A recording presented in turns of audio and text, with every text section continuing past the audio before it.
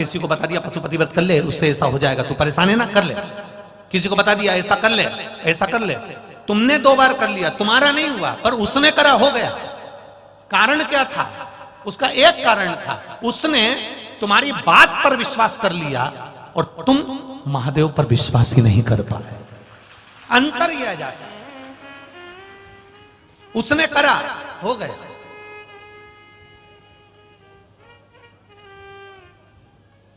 कितना?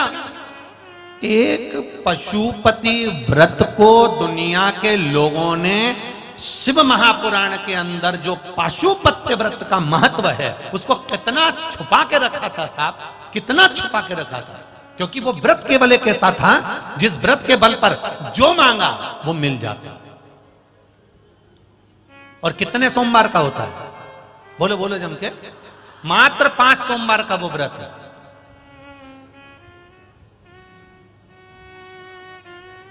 सुबह पूजा की थाली लेकर जाओ, भगवान का अभिषेक पूजन मंदिर में कर आओ।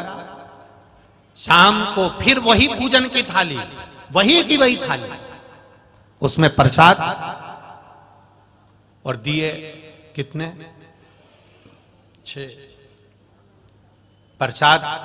एक पात्र में प्रसाद 3 हिस्से कर मत ले जाना, एक पात्र में लेकर जाओ।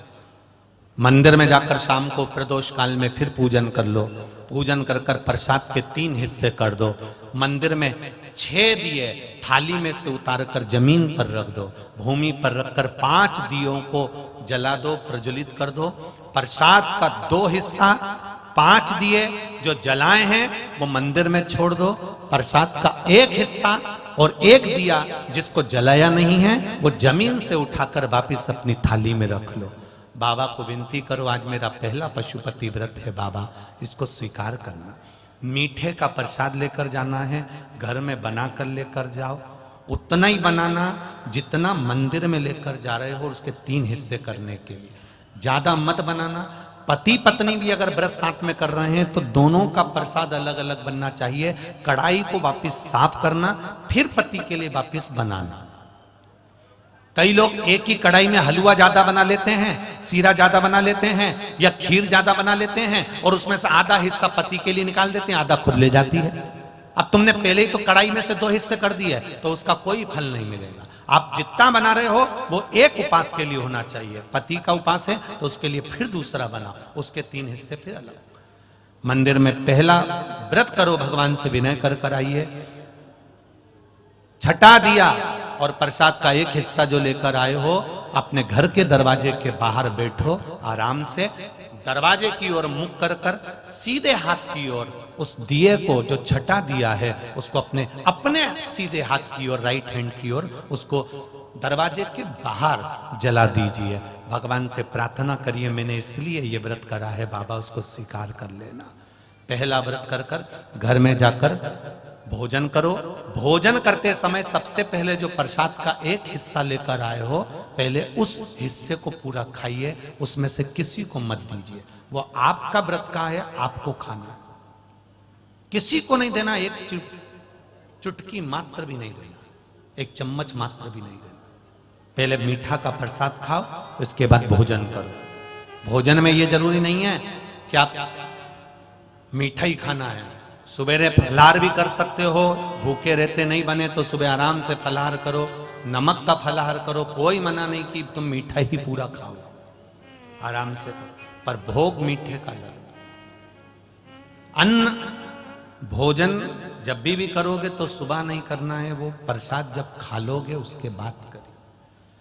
4 व्रत पूरे हो जाएं, 5वां व्रत जब आखिरी का व्रत रहे तब फिर वैसा की वैसे ही क्रम कर 108 या तो बेलपत्र हो या चावल का दाना हो या फूल की पंखड़ी हो, जो आप 108 ले जाना चाहते हो भगवान को चढ़ाने के लिए। एक श्रीफल 11 रुपए, जो भी आप शिव जी को समर्पित करना चाहते हैं, बाबा को वैसी की वैसी पूजन कर।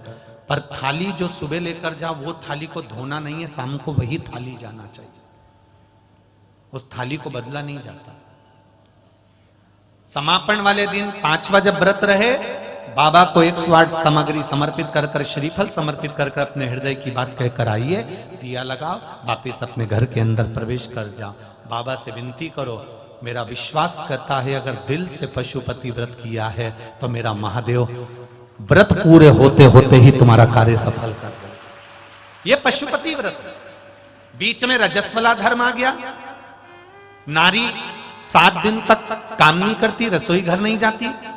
बीच में कोई बाहर जाना पड़ गया, बीच में किसी के यहाँ शादी में जाना पड़ गया, बीच में कोई गमी हो गई, कोई समाप्त हो गया, किसी के यहाँ बच्चा हो गया, तो उस व्रत को 2 व्रत होने के बाद, 1 व्रत होने के बाद, 3 व्रत होने के बाद अगर ऐसा कुछ हो जाता है तो व्रत को वहीं पर रोक दो। फिर अगली बार जब पूर्ण तरह से अच्छा हो जाए तब व्रत फिर चालू कर दो।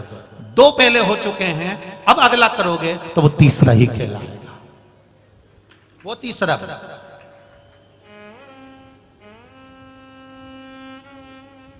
भगवान की भक्ति के साथ में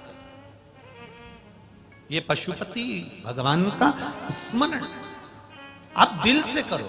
कितना कितना छुपा हुआ था शिव महापुराण की कथा। कोरोना काल के पहले शायद कई लोगों को तो स्मरण में भी नहीं होगा कि शिव पुराण की कथा भी सुनने का एक आनंद होता। श्री शिवाय नमस्तुभ्यम, ये वो मंत्र शिव महापुराण का है जिस मंत्र का मात्र उच्चारण करने वाले का मुख का दर्शन भी। और यही नहीं, उज्जैन के ऋणमुक्तेश्वर मंदिर में पुराने समय के पत्थर पर अंकित लिखा हुआ है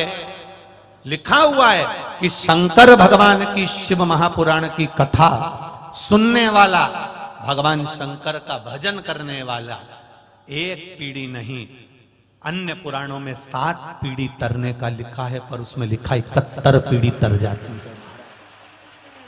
71। अब वो 71 पीढ़ी कैसे ली गई?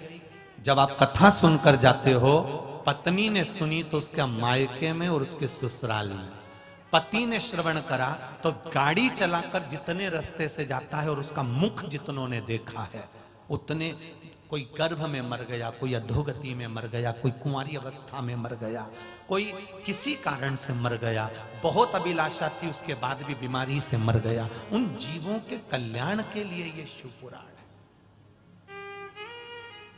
कई लोग शिव पुराण सुन सुनकर शिव पुराण की कथा तो करने लगे, पर लोगों को आज भी श्री शिवाय नमस्तुभ्यम व्यासपीठ से बोलने में संकोच होता है। उनको लगता है ये सियोर वाले महाराज का मंत्र है।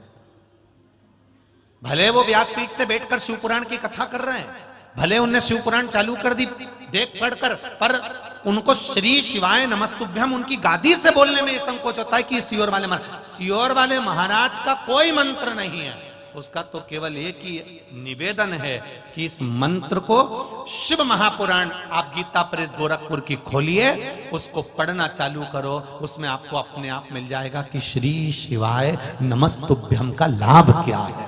उसमें स्पष्ट करा है, स्पष्ट किया।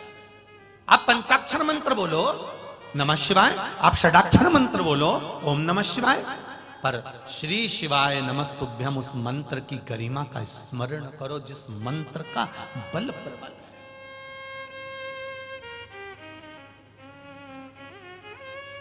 मेरा आप सबसे भी निवेदन है, आपके घर में आप जब फिर ही रहे हो, आपको लगे कि आज मैं बड़ी दुखी हूं, थोड़ी देर बैठ लिए, कोई पास में शिव जी का ओटला हो, शंकर का मंदिर हो, तुम्हारा जब मन करे 1 लोटा पानी लेकर घर में से लेकर जाना।